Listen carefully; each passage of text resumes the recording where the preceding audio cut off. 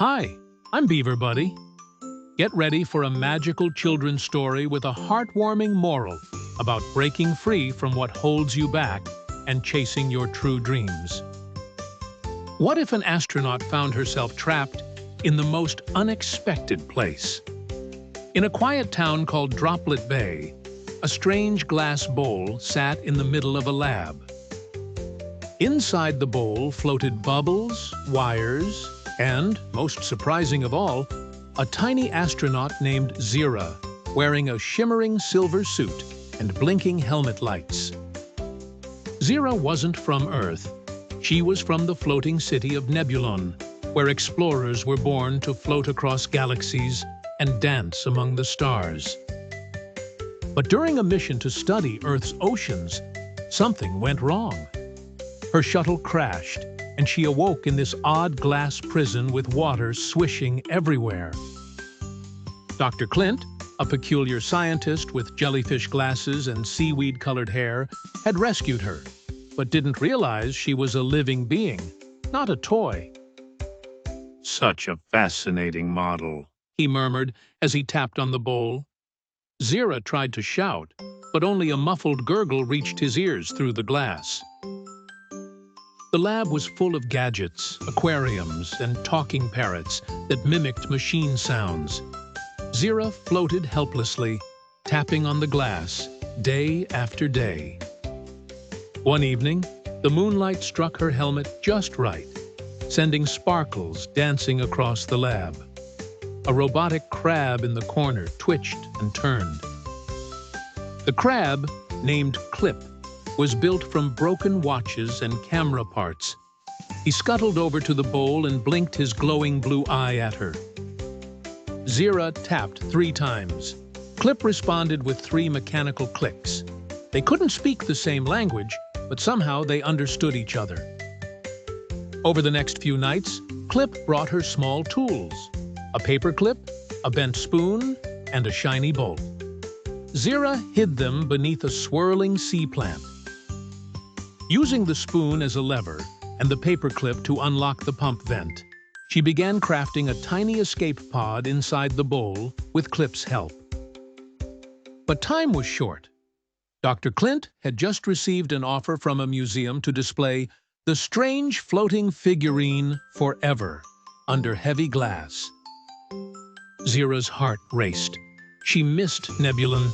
She missed spacewalks and moon hopping and the feeling of windless silence. She couldn't stay trapped. On the final night, just before Dr. Klint arrived with his museum box, Klint scurried in with a rubber band and an old drone battery. Zira assembled her pod, a mini torpedo powered by hope and rubber tension. She gave Klint one last wave, and the crab saluted with his claw. She launched.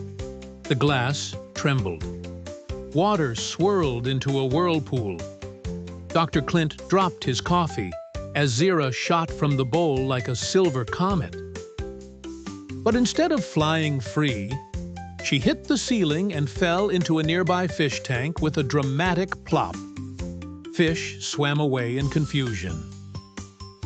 "Wait a minute," Dr. Klint said, peering closely. His eyes widened. "You're alive!" He leaned in, watching Zira swim up with a fierce little salute. Dr. Klint gasped and dropped to his knees. "I thought you were just a toy." "You're a real explorer," he whispered, face full of wonder. Guilt washed over him like a wave. That night, instead of preparing for the museum, he carefully built a signal beacon to contact Nebulon. Zira blinked in Morse code. Klint clicked in reply. Together, they relayed coordinates through Dr. Klint's antenna, aiming for the stars. Days later, a glowing light streaked across the sky. A ship, shaped like a jelly bean with wings, hovered over Droplet Bay and opened its hatch. Zira swam up a bubble tube that led straight to the sky. Klint waved goodbye.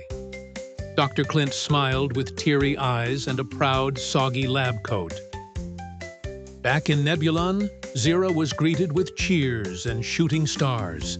She told tales of her glass prison, the crab hero, and the man with jellyfish glasses.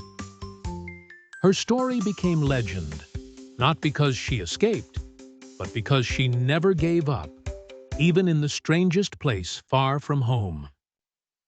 Meanwhile, Dr. Klint turned his lab into a sanctuary for lost creatures, tiny ones with big stories, always listening a little more closely than before. Clip became head assistant, clicking proudly as he rolled over blueprints and organized rescue missions with other mechanical critters. And Zira? She floated once again among the stars, free and fearless, with a fishbowl helmet as a reminder of where she'd been and why she left.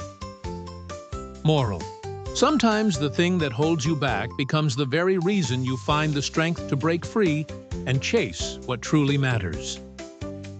See you soon with more magical adventures, wonderful places, and heartwarming tales with Beaver Buddy.